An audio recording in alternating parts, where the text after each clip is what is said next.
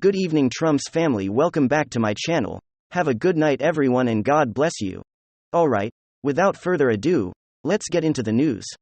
If you care about rising inflation, stagflation, recession, your 401k, if you're worried about any of those things, you're just like German voters in 1933. That's who you are, according to this borderline illiterate panel. I'm not calling you a Nazi. I'm just going to compare you to them. I mean, again, this is what actually passes as legitimate political does. They think this kind of messaging is going to help them. But obviously, I think we can see this as on admission. Collectively, this is all one big admission. And you know what? Every single one of those woke leftists are admitting. Alright, so what we have to understand. MSNBC host talks about dog whistles all the time, right? It's one of their favorite terms in their limited vocabulary. But their constant reference to losing their democracy is itself a dog whistle. It's the admission that they know that their woke world is about to get crushed. And here's the key: there's no coming back. That is what losing our democracy means to these people. Losing our democracy means losing wokeness. Wokeness is democracy for the far left. Remember, to be woke means that one has become aware, one has become awakened to the racial, gender, and sexual discriminations that are systemically perpetuate in our nation. According to these true believers, outside of wokeness, there is no true democracy. Wokeness is democracy. Wokeness is all about destroying those racist, sexist, phobic barriers that have been put in hill now disenfranchised citizens from becoming full participants in our public square. And what's about to happen in these midterms, which even the woke left is admitting what's about to happen, is that a massive red wave is about to sweep ultra-MAGA candidates into power, who are promising to crush wokeness in all its forms throughout the nation, from Kari Lake to Blake Masters and J.D. Vance, Herschel Walker from Doug Mastriano. And even Dr. Oz. They're all promising to push back against the absurd, insane wokeness that's infected the leadership of the Democratic Party and most especially the radical leftist ideologues at MSNBC. And there may not be any recovery from this. Radical politics is arguing that the electoral map is structured in such a way that once the Republicans take the Senate, the Democrats may not gain control again for as long as a generation from now. Others are predicting that the Republicans, given their redistricting advantage, may hold on to the House for the next 10 years. This is ultimately what losing our democracy is ultimately all about. The left is freaking out that they're about to see the crushing of their precious cancelled culture wokeness, and their days are numbered. Their day of reckoning is finally at hand. And this is some big news. Now, when it came to the various debates playing out at the last minute here, some matchups seemed lopsided. And of course, there was a little bit of skepticism when it comes to certain Republican candidates. For instance, Herschel Walker. People were really unsure if he was going to be able to deliver the goods. However, he ended up performing admirably.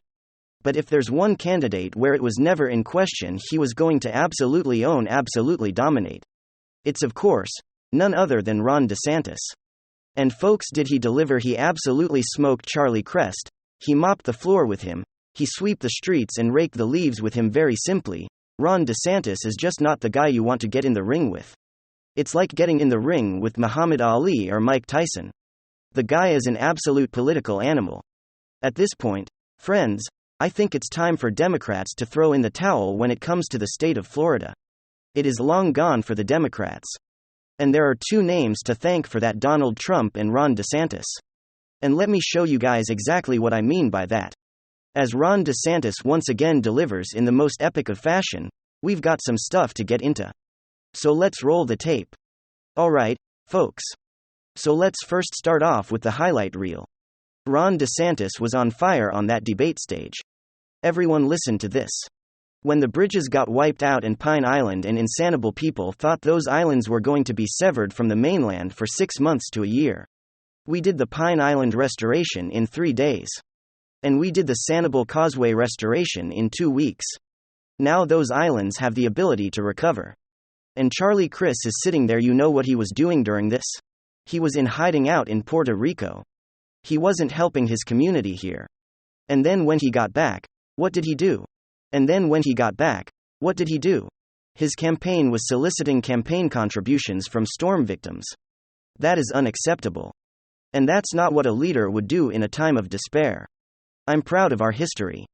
I don't want to teach kids to hate our country. I don't want to teach kids to hate each other. And the way to stop discrimination on the basis of race is to stop discriminating on the basis of race.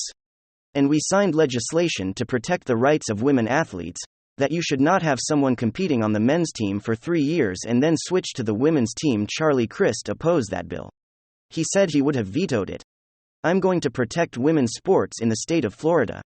When Charlie Crist was governor, he ran saying he would not raise taxes. He became governor and he signed off on the largest increase in taxes and fees in the history of the state of Florida. We just enacted the largest decrease in taxes in the history of Florida. We just got the nation's report card, the results from all 50 states, Florida number 3 in 4th grade reading and number 4 in the country in 4th grade math.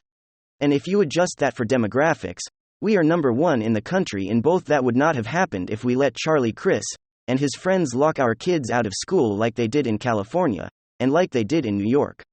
We didn't write that Florida and then I signed legislation, raising the penalties for people who are trafficking fentanyl and fentanyl analogs. If you're trafficking that garbage, that poison, you are killing people in our state, and we are going to treat you like the murderer that you are. He did nothing about it for 4 years. In fact, he cut education $300 million. What have I done? We've done the largest increase in teacher compensation in the history of the state of Florida. You know, his running mate is a teachers' union boss. She makes almost $200,000 a year. The teachers down in Miami don't make that. So I don't want the money go into teachers' unions. I want the money going in the pockets of teachers. So we are going to do $1 billion categorical in next year's budget. We've made tremendous progress and we're going to continue to do it because we know how important it is. I'm proud of the 15 weeks that we did. And no, Charlie Crist opposes that. Even though the baby is fully formed, has a heartbeat, can feel pain and can suck their thumb. He also supports sex-selective abortions, which is used to discriminate against little girls. He supports dismemberment abortion, where they literally will tear the baby limb from limb, and he supports taxpayer funding all the way up until the moment of birth. And that is wrong. Okay, folks. It's been a while since I've seen such a one-sided fight. It wasn't even close. Here's the thing. It's a lethal combination that Ron DeSantis possesses. But of course, the most powerful tool that Ron DeSantis has in the political arena is very simply honesty. He's not beating around the bush. He's not like Charlie Crist holding all kinds of diametrically opposed opinions, being a massive flip-flopper who gets caught out in a lie every single second. Ron DeSantis is unique within the realm of politics because he's actually standing up for what he believes in, and he stands up strongly. He's not trying to appease as the woke left while appeasing the moderates. He's saying, listen, fentanyl is killing people. The people who are peddling this crap, we're going to deal with them. When it comes to woke indoctrination, then these out-of-control school teachers, we're going to deal with them. When it comes to these Democrats and keeping our kids out of school, we're going to deal with them. And that's basically the format of his messaging. It's hard-hitting, it's taking a stand and standing by it strongly. That's the superpower that Ron DeSantis possesses here. And you mix that with the fact that he's coherent, the fact that he's charismatic and witty, and you have a deadly combination of 123. There is no stopping Ron DeSantis with any Democrat. You can get the most talented politician that you want. It ain't gonna work because it's just not a fair playing field. You can't compete with Ron DeSantis on the current Democrat platform. I mean, let's put it into perspective. Supposedly, abortion is the winning issue for Democrats. Well, we saw that wasn't true even with Herschel Walker. He scored some major points on the debate stage against Raphael Warnock on the issue of abortion. If he asked me, he won on that issue, or Ron DeSantis. He saw it in the highlights. He also made abortion a winning issue. He's got a very moderate stance on the issue, essentially banning the medical procedure after the first trimester, and he stood by it. He didn't run away from it. He made an ethical argument that appeals to people's basic morality, and he won on the issue. You don't need to run away from what's perceived as a winning Democrat issue at all. You need to stick by your guns, you need to stick by what you believe is right and make a coherent argument. And this is what Ron DeSantis is best at. Frankly, this is Ron DeSantis, a superpower. It's similar to Donald Trump and Kari Lake. They're not playing the Mitt Romney flip-flop game. They're not trying to package vague political rhetoric that doesn't offend. They're standing up and they're taking that stance, and you just can't compete with that. As a Democrat, That's basically the point that I've been trying to make here. Democrats are being pulled in 7 different directions, and their messaging has to be packed in a way that masks that it's a major strategic disadvantage. And we are certainly seeing the effects in Florida, folks, as Democrats are finally realizing that their chances in the Sunshine State are dwindling. The Associated Press writes a swing state no more GOP confidence grows in Florida. Democrats are increasingly concerned that Florida, once the nation's premier swing state, may slip away this fall and beyond as emboldened Republicans capitalize on divisive cultural issues and population shifts in crucial contests for governor in the U.S. Senate. The anxiety was apparent last week during a golf cart parade of Democrats featuring Senate candidate Val Demings at the Villages, a retirement community just north of the Interstate 4 corridor. It was once a politically mixed part of the state where elections were often decided, but some Democrats now say they feel increasingly isolated. "I am terrified," said 77-year-old Sue Sullivan, lamenting the state's rightward shift.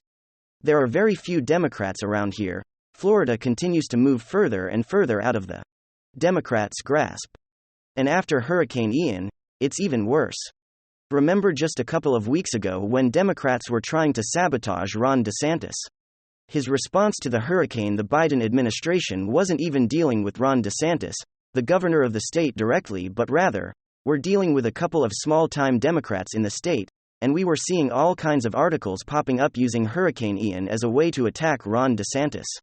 I'm paraphrasing here. If Ron DeSantis fails in his response to Hurricane Ian, it could plummet his approval ratings ahead of the next election. They were clearly hoping that he was going to fail.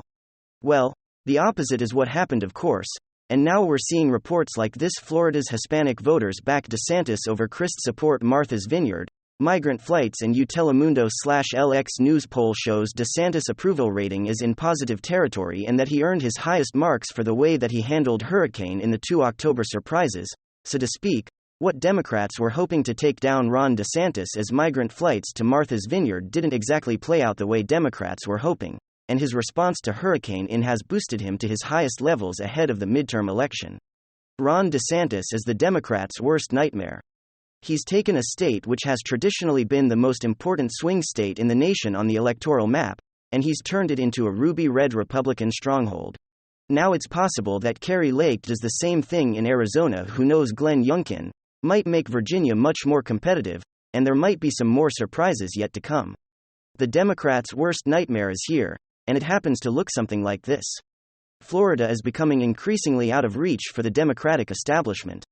Charlie Crist is done, and I just have a feeling at some point, we're no longer going to be saying Governor Ron DeSantis, we're eventually or inevitably going to be saying President DeSantis. Thanks for being here, folks. Big hug. Ciao. Goodbye. God bless.